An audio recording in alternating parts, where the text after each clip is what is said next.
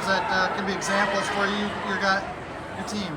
Well, I'm assuming you're going to be talking about Violet, you're going to be talking about Lily, you're going to be talking about Abby.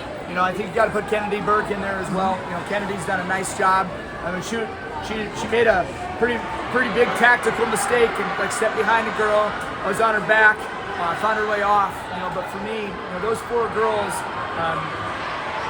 they are working, right? And those 3 girls you mentioned right there, Violet, Lily, and Abby, they're doing 3 or 4 workouts every single day, right? They're, in terms of why they're where they're at right now, is just because of the work that they're putting in. It's not a secret. I think people think it's a secret. It's not. Kennedy Burke, why is she better than what she was last year? Because she's put in a lot more work than she ever has. So, for me, in terms of example or in terms of whatever, it's very simple. It's super simple. It's hard for a lot of people. You gotta be consistent. You gotta have a goal. You gotta sit down and just commit to that every single day, and they absolutely do. So, but yeah, excited to have them. They're awesome in there.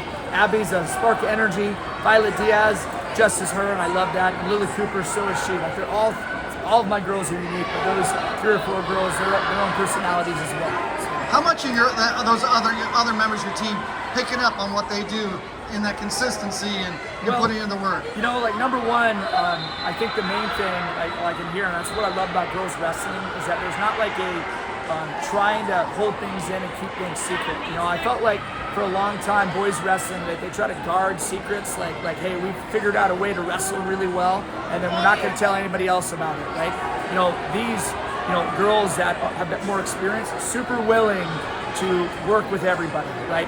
And they want to teach them, and that's actually been a big ethos or a big philosophy of Violet, Abby, and Lily's, is that they learn more as they're teaching, to be honest with you. So every day, that's what they do. Right? They'll sit down and they'll be paired up with kids with a lot less experience, and they're teaching the entire time. So, for me, I think it's wonderful. As a coach, I've got 6 other coaches that are on my squad, and then I saw this, yesterday. Our inexperienced kids are starting to do the same thing with less experienced kids than them, and that to me is what this sport is all about. It's culture. It's passing that culture on.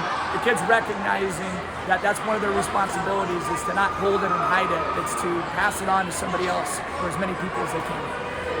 With Lily and Violet, they kind of went through it together, but how's Abby finding it? She announced her presence throughout her youth, but when she goes and wins Super 32, right, people are, oh wait, this, yeah. Well, it's, when I say it's not a secret, it isn't, right? I think some people just on the high school scene, sheltered isn't the right word, but Violet nationally, I'm assuming Violet nationally is known, Lily nationally is known, Abby nationally is known.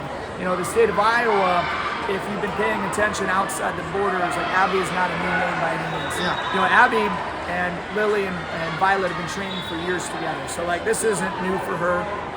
This definitely doesn't stress her out, because she's been in a lot stronger events, or events that are very similar to this. And it's not a knock. She's been in a lot of different places, and so this doesn't faze her at all. It's an opportunity to get better.